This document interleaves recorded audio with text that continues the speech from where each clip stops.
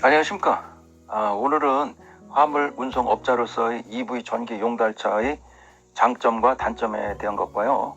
두 번째로는 소형 화물차의 운전자 안전 확보 제로에 대해 말씀드려 보겠습니다.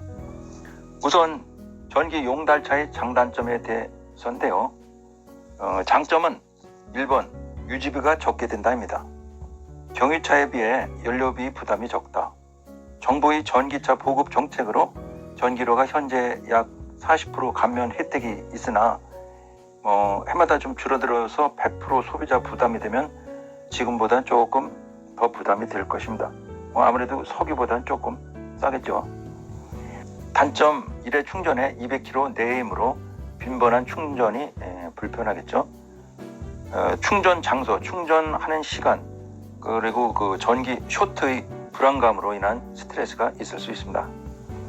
두 번째 장점은 운전자의 고막을 보호한답니다. 엔진이 없으니까 엔진의 떨림이나 소음이 없으므로 쾌적한 운전을 할 수 있습니다. 이와는 또 의외의 것이 있는데요.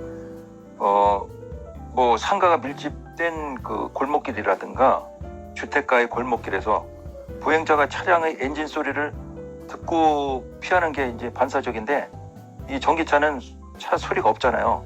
그러니까 피하지를 않고 하니까 굉장히 조심하셔야 될 것 같아요. 인명사고 위험이 있다, 골목길에서요. 각별히 그걸 조심하셔야 될 것 같고, 그 다음에 장점은 이게 장점인지 모르겠는데 단거리 운행에 좋다. 하루 운행 거리가 200km 내야 되겠죠. 그 다음 단점으로는 영업용으로서의 장거리 운행에 부족하다입니다. 충전 시간이나 충전 장소도 그런 문제죠. 네 번째 장점은 여름 시즌 비용 부담이 크게 없어 운전 중 시원한 실내 온도를 유지할 수 있다입니다. 엔진이 없으니 엔진 열기가 없죠. 그래서 에어컨이 잘 되겠죠. 단점은 겨울 시즌 히터를 켤 경우 배터리 소모량이 많아 짧은 운행거리가 더 짧아질 수 있다입니다. 내연 기관차인 가스차나 경유차인 경우 엔진 열로 인해 데워지니 히터열을 위한 부담이 좀 적죠. 근데 이제 전기 배터리 차는 추위에 약한 데다가 배터리로 대표해야 되니까 소모량이 많죠. 다섯 번째 장점은 소모품의 부담이 없다입니다. 엔진이 없으니까 부속도 가를 필요가 없는 거고, 부속도 없으니까요. 그 다음에 단점은 배터리가 과속 방지턱에다 손상될 시 운전자의 과실이라는 핑계로 배터리 교체 시 차주의 큰 부담이 될 수도 있습니다. 배터리의 위치가 굉장히 낮아가지고 배터리가 과속 방지턱 지나갈 땐 조심하셔야 될 것 같아요. 물건 싣고 갈 때 특히 배터리가 고장 나면 그게 부분 교체가 안 되는 것 같아요. 전부 바꿔야 된다고 그러는데 전에 좀 논란이 됐는데 지금 어떻게 되는지 모르겠어요. 그 다음에 여섯 번째 장점은 화물 운송권. 그러니까 넘버값이 없이 운송 허가를 취득했죠. 그리고 이제 단점은 영업용 운송 화물차로 대팔 수는 없습니다. 취득은 했는데 운송 허가, 근데 그거를 이제 타인한테 대팔 수는 없고, 만약 내가 영업용 화물 운송을 안 하겠다 하면 반납해야 됩니다. 그 이에 전기차의 좋은 점은 핸들이 유압식이 아닌 전자식으로 더욱 유연한 운전을 할 수 있습니다.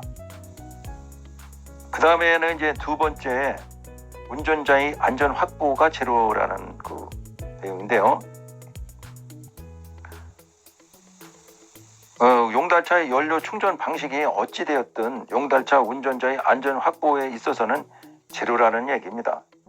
정면 충돌 시 하반신 손상과 사망의 위험이 큽니다.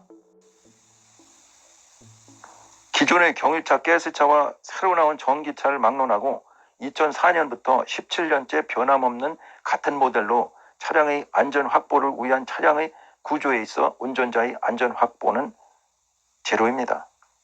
이는 새로운 디자인으로 구조 변경을 할 경우 교통부의 사고 시 충격에 의한 안전을 확보하기 위한 안전검사를 통과해야, 구형 모델로 계속 생산 출고되는 것은 새롭게 충격 안전 테스트를 안 받아도 20년, 30년 그대로 생산할 수 있는 법의 맹점입니다.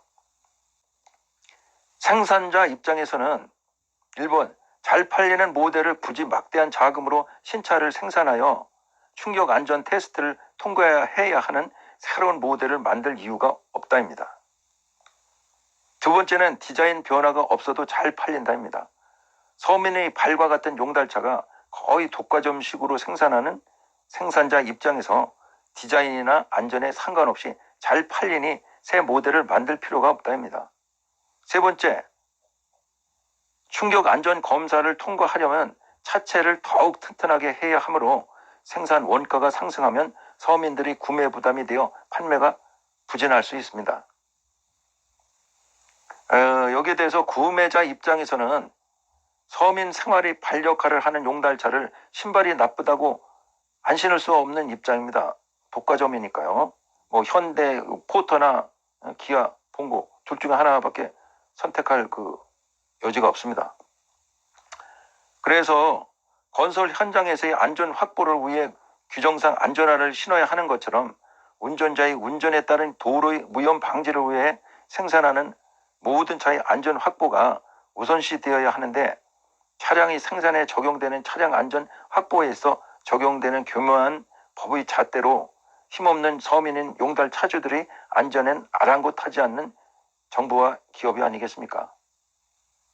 그러면서도 어쩔 수 없이 생계를 위해 오늘도 용달 차주는 위험에 노출된 채 도로를 달리고 있습니다. 그럼 오늘은 여기까지 하겠습니다. 구독, 좋아요 부탁합니다. 감사합니다.